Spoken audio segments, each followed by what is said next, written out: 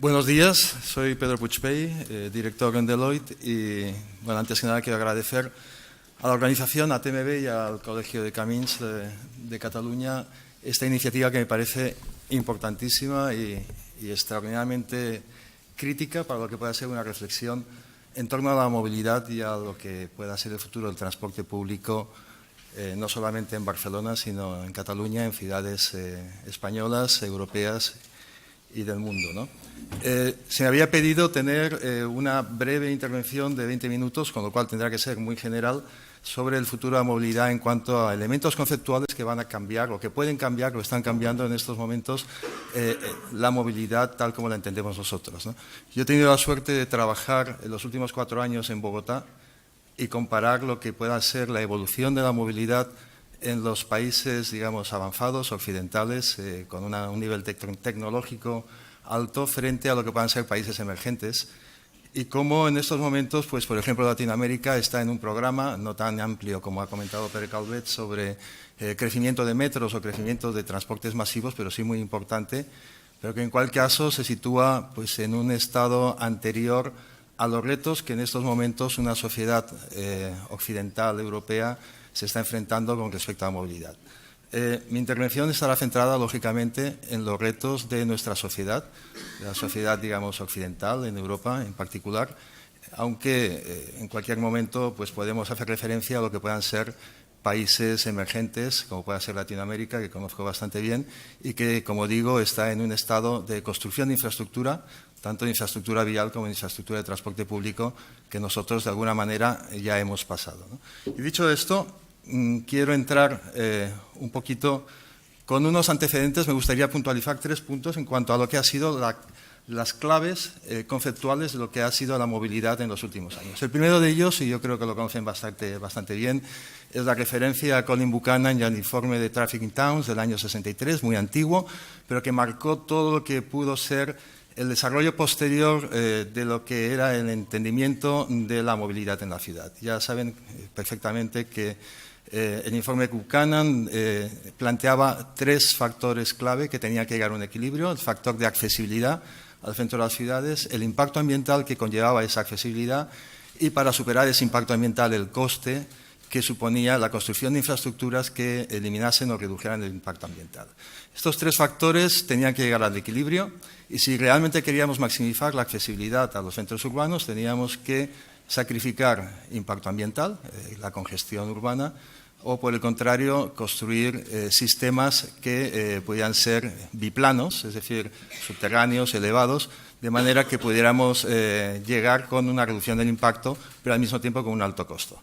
Este principio, que yo creo que ha sido vigente durante los últimos 50 años, ha dado lugar a cosas muy interesantes y buenas, como pueda ser una mayor sensibilidad de lo que pueda ser la infraestructura urbana de transporte y la infraestructura de vialidad hacia los temas medioambientales. Indudablemente, el medio ambiente entendido como una externalización, como un impacto externo del transporte y de la movilidad, pero también ha llevado a una política que todos conocemos de inversión masiva en infraestructura, inicialmente en infraestructura vial, después infraestructura en transporte público. No voy a entrar en una valoración positiva y negativa, pero sí una inversión en infraestructura con lo que conlleva de costos y lo que conlleva al mismo tiempo de complicación en cuanto a programación a largo plazo de resolver los problemas de movilidad. Y a una utopía que yo llamaría la de la ciudad biplana. La ciudad biplana es la utopía de pretender conciliar los distintos modos de transporte en distintos niveles, de manera que no interactúen entre sí, pero que de alguna manera sí puedan coexistir. El caso más típico lo podemos tener pues en algunos pasos del cinturón litoral de aquí de Barcelona, lo podemos tener muy claramente en la calle 30, en el parque del Manzanares en Madrid, una autopista subterránea con una zona verde superior perfectamente sostenible y adaptada a los peatones y a los ciclistas. Bueno, este planteamiento se complementa con un segundo planteamiento o con un segundo planteamiento ideológico tradicional también de los años 70, 80, que es la ideología del vehículo privado frente al transporte público. ¿Cuál es mejor?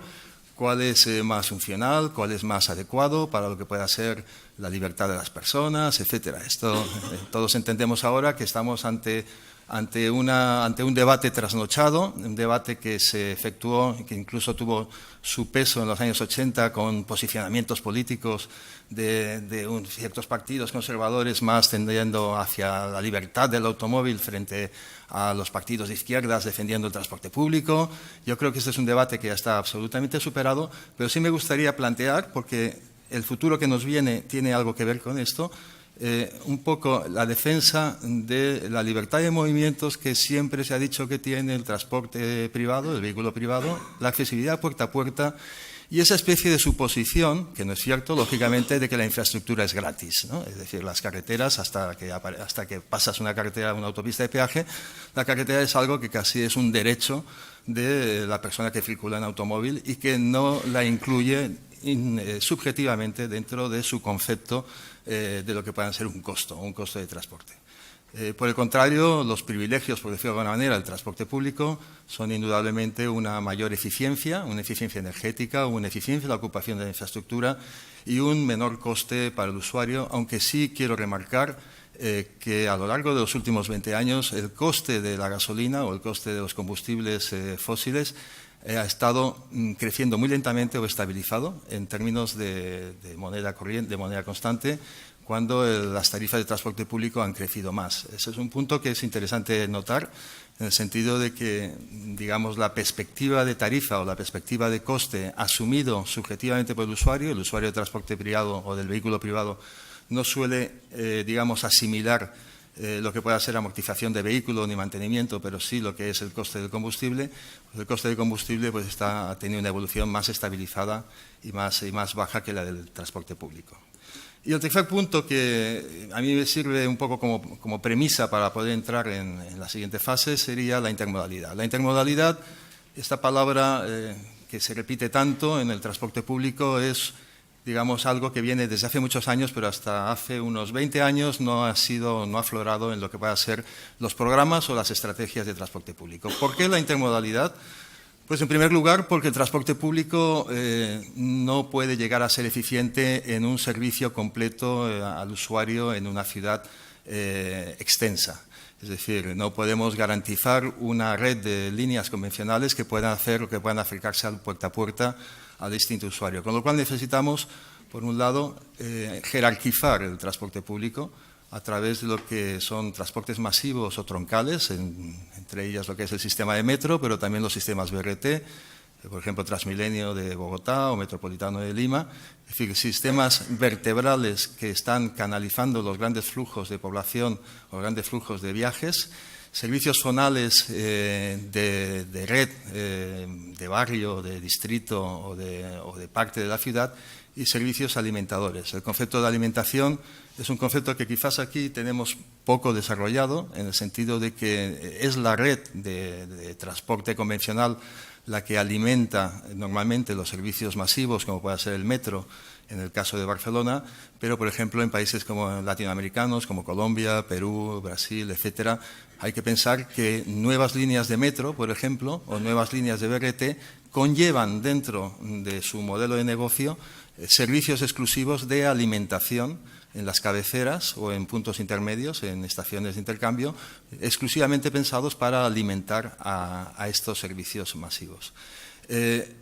Ahora bien, la intermodalidad tiene, desde mi punto de vista, unos límites que son importantes, ¿no? Por un lado, la intermodalidad hace más compleja la movilidad del usuario. La hace más compleja, sobre todo en ciudades medias y pequeñas. En ciudades medias y pequeñas, mi experiencia es que es muy difícil implantar, digamos, modelos intermodales puros, porque el usuario tiende a buscar no hacer transbordo.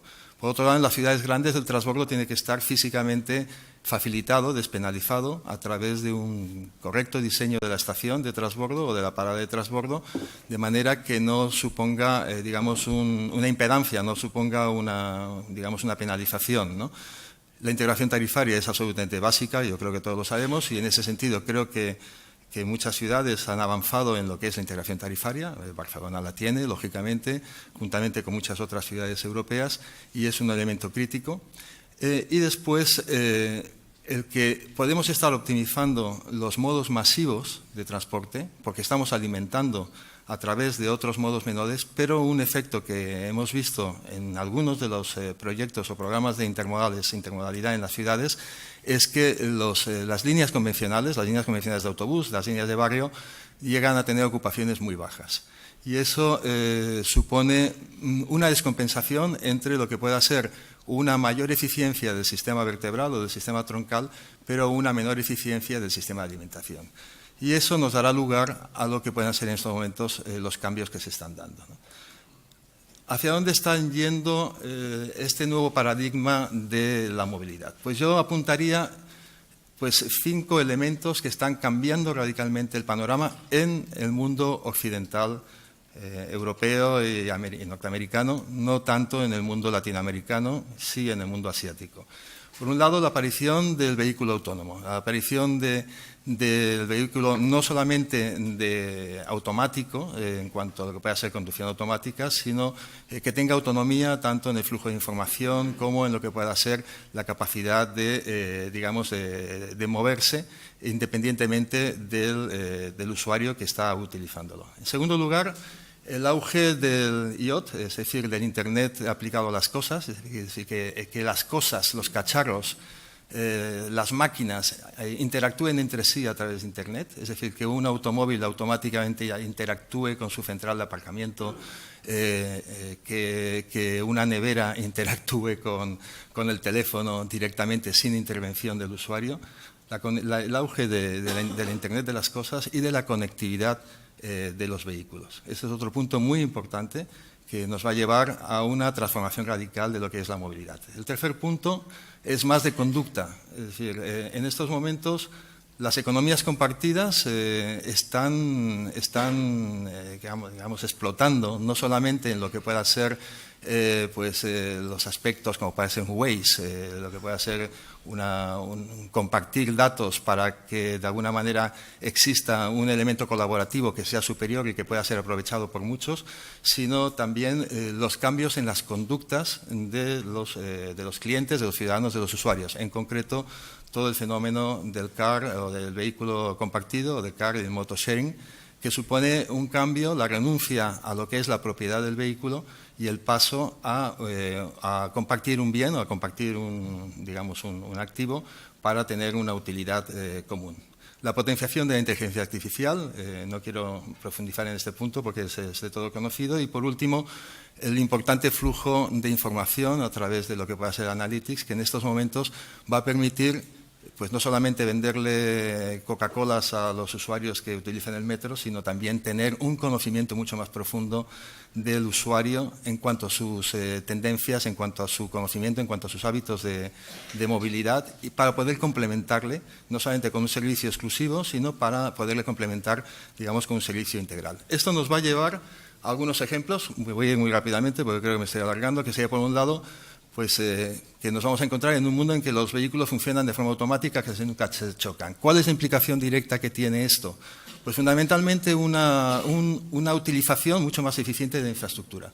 Es muy posible que más que construir nueva infraestructura, en las ciudades, digamos, más avanzadas desde este punto de vista, vayamos a una nueva forma de gestión de la infraestructura para conseguir una mayor, eficiencia en esa infraestructura. Por ejemplo, carriles no de 3,5 metros, sino carriles de 2,75, separaciones entre automóviles circulando, no las separaciones habituales de 2, 3, 4 metros, sino de medio metro, por ejemplo, de manera que podamos llegar a tener una reutilización mucho más eficiente de la infraestructura.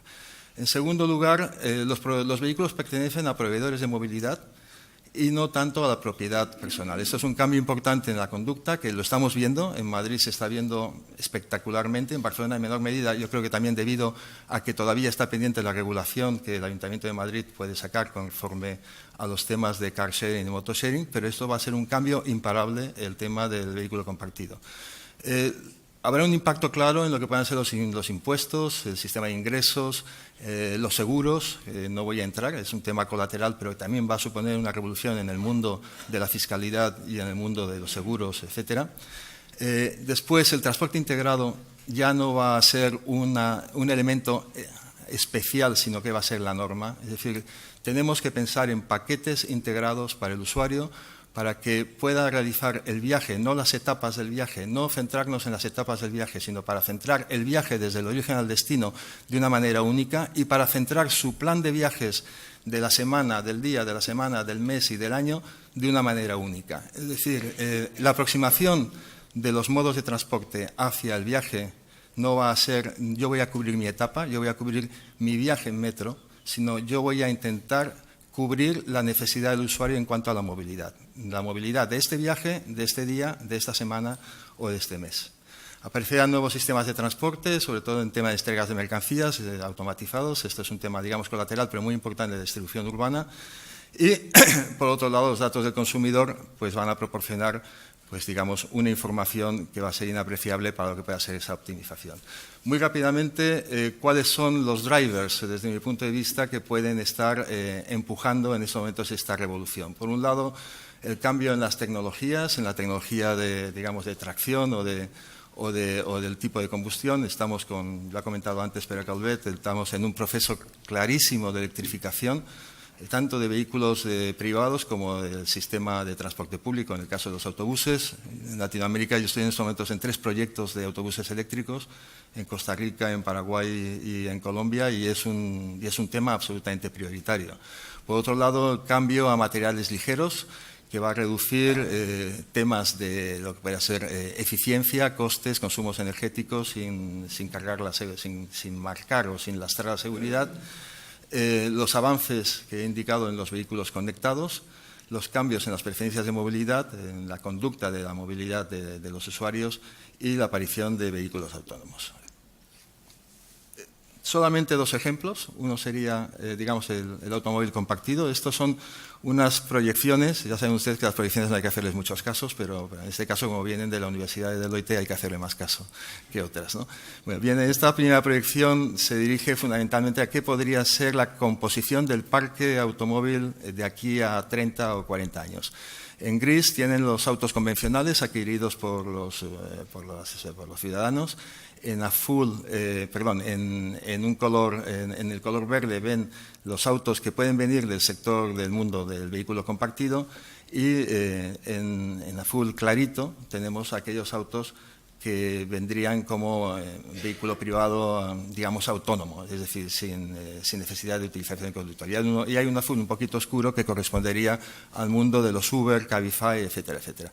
Bueno, esta previsión, ya digo que puede ser discutible, nos viene a decir, y me parece importante remarcar, que todo lo que pueda ser el mundo del auto compartido, del car sharing o del moto sharing, va a ganar mucho peso, incluso muy por encima de lo que pueda ser la transformación tecnológica del automóvil autónomo. Es decir, la primera revolución que tenemos delante no es la del vehículo autónomo, en el caso de la ciudad, sino va a ser la del coche compartido, la de la moto compartida o el patinete compartido.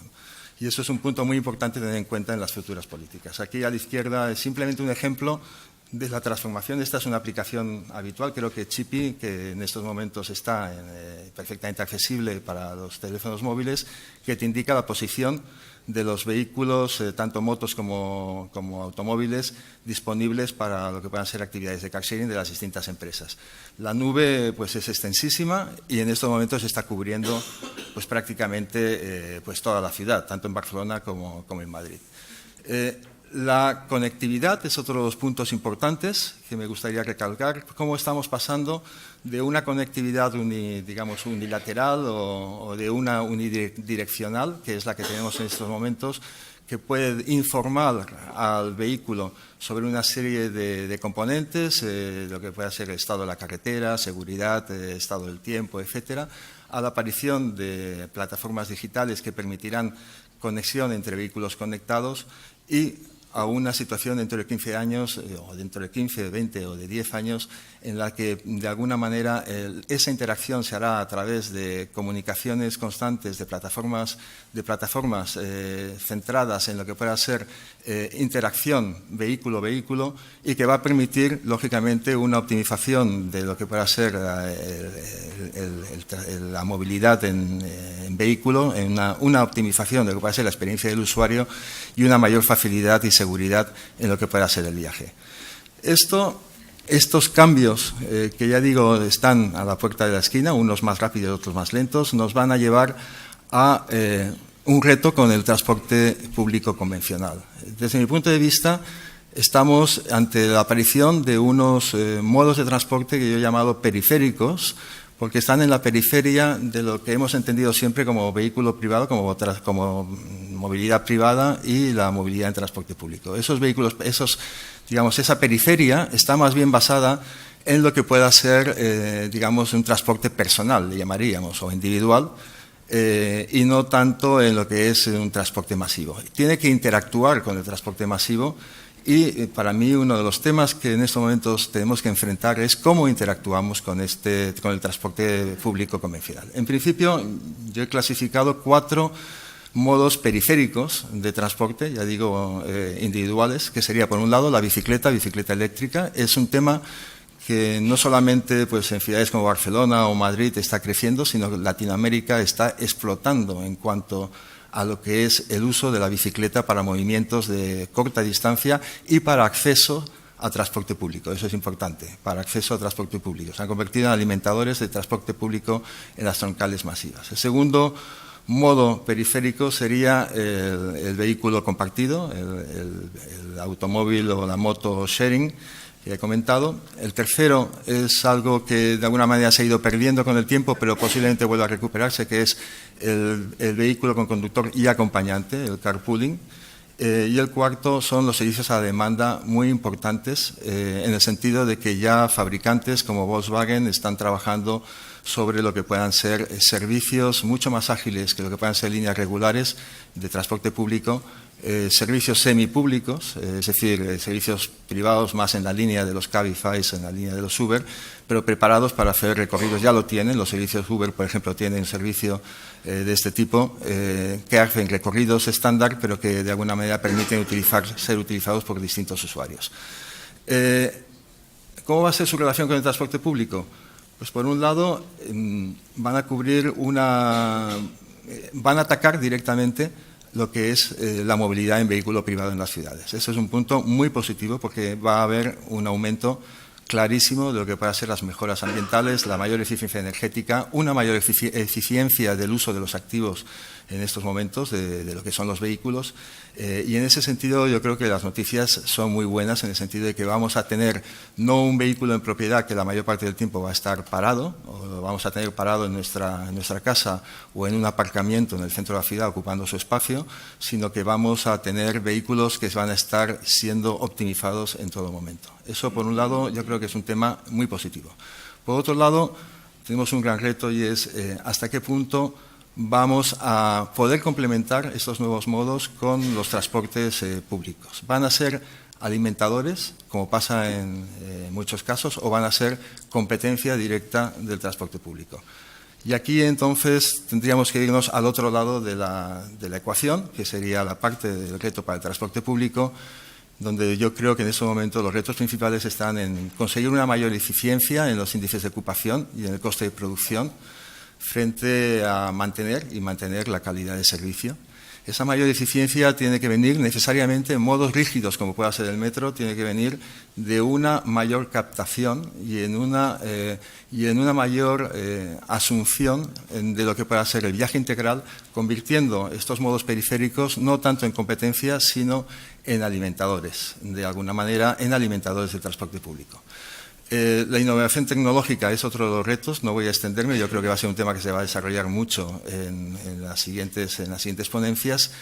Y, por último, la integración, digamos, vertical de actividades y servicios no estrictamente ligados a la movilidad. Es decir, que en estos momentos al usuario, al ciudadano, se le ofrezca paquetes de viajes, paquetes de movilidad completos, pero al mismo tiempo se le ofrezca la posibilidad de poder acceder a otros servicios urbanos a través de, digamos, las mismas tarjetas o los mismos conceptos o los mismos desarrollos. El papel que se le reserva al metro. Bueno, pues esto es muy complicado. Yo la verdad es que no quiero entrar porque va a ser el objeto de esta jornada y se trabajará mucho más a fondo. Yo apunto algunos temas desde lo más alto hasta lo más a pie de tierra. Desde el nivel estratégico, el metro es un sistema troncal con plataforma propia y como todos los sistemas troncales con plataforma propia tiene unas cualidades que va a ser muy difícil de romper. Ya podemos tener vehículos eléctricos, ya podemos tener todo tipo de tecnologías, pero siempre tendremos un problema de ocupación del espacio, siempre tendremos un problema de congestión en el centro de las ciudades. El metro, como los BRTs de plataforma exclusiva, tiene una capacidad, tiene una velocidad comercial, tiene una seguridad, tiene una regularidad, tiene una eficiencia energética y un impacto ambiental limitado que siempre va a ser un activo potente para lo que pueda ser el desarrollo de columnas vertebrales de transporte público. Por eso el metro entiendo que tiene un papel relevante en la movilidad urbana en los próximos años absolutamente esencial. Ahora bien, para conseguir esa optimización del sistema metro necesitamos integrarlo, que es lo que he comentado antes. Tenemos que integrar el metro en lo que pueda ser el viaje completo. El metro, de alguna manera, no puede limitarse a servir su etapa, sino que tiene que entender que tiene que ofrecer. Indudablemente estamos ya entrando en el marco institucional, y de alguna manera pues ese ofrecimiento pues puede ser más de un consorcio de transportes tipo ATM, pero el metro como gestor de una de las componentes más importantes de la movilidad de la ciudad tiene que entender que tiene que garantizar o llegar a ofrecer el viaje completo. Tiene que interactuar con otros actores, como puedan ser las empresas de car y moto sharing, tiene que interactuar, como interactúa en el caso de Barcelona, porque es la misma compañía, con el resto del transporte público más convencional, tiene que interactuar con el vehículo privado en los park and rides, etcétera, etcétera, pero tiene que resolver su problema de última milla.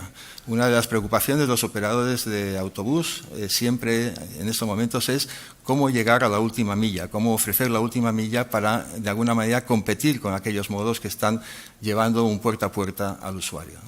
Y, por otro lado, tiene que ser capaz de flexibilizar y modificar la estructura de los viajes sin costos adicionales o tiempos adicionales. Me refiero en ese sentido a lo que pueda ser el que el usuario no es recurrente, sino que realiza viajes de distinto tipo y que en ese sentido, pues tanto el coste como la capacidad de interactuar en varios modos tiene que estar adaptada en cada momento a la exigencia de ese viaje. En el tercer nivel sería la gestión de la movilidad, es decir, los operadores de metro son empresas muy potentes, posiblemente los operadores del metro en estos momentos en las ciudades sean los operadores, con mayor capacidad de gestión de la movilidad. Indudablemente hay muchos agentes de movilidad, operadores, reguladores, planificadores, me refiero en el mundo de la gestión de la movilidad de los operadores. El metro es una empresa normalmente potente. El metro se le ha encargado a veces cometidos no estrictamente de metro. Por ejemplo, el Metro de Santiago está llevando todo el recaudo, todo el sistema de recaudo, de ticketing de Santiago de Chile. ¿Por qué? Porque es la única empresa en Santiago de Chile que en estos momentos ha sido capaz de asumir ese reto. En el caso de Barcelona o en el caso de Madrid, esto está concentrado en los consorcios de transporte y es un caso distinto. Pero el metro tiene una capacidad que tiene que ser utilizada, tiene una capacidad de acción que yo creo que tiene que ser utilizada para, de alguna manera, poder integrar distintas etapas de viaje, poder interactuar con distintos actores en lo que pueda ser el viaje completo.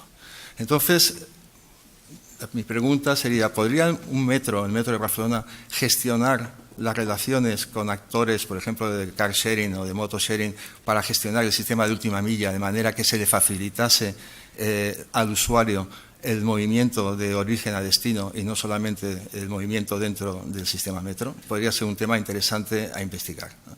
Y por último, lo que pueden ser los aspectos internos al metro, que serían lo que puede ser gestionar el servicio, ¿no? Los operadores de metro se han transformado internamente de empresas con un gran capital humano, con una gestión de recursos humanos, a aspectos mucho más tecnológicos, a asumir retos de incorporar tecnología en el sistema metro para que la experiencia del usuario sea más completa, para que la seguridad sea más completa vista para que la eficiencia sea mayor. En ese sentido, yo creo que el último reto que puede tener el papel del metro dentro de la movilidad general de la ciudad sería el poner el foco en una revolución interna de las empresas para adaptarlas a los nuevos tiempos y a la mejora, digamos, tecnológica que tienen en estos momentos en ciernes. Y nada más, muchas gracias. Esta sería mi intervención.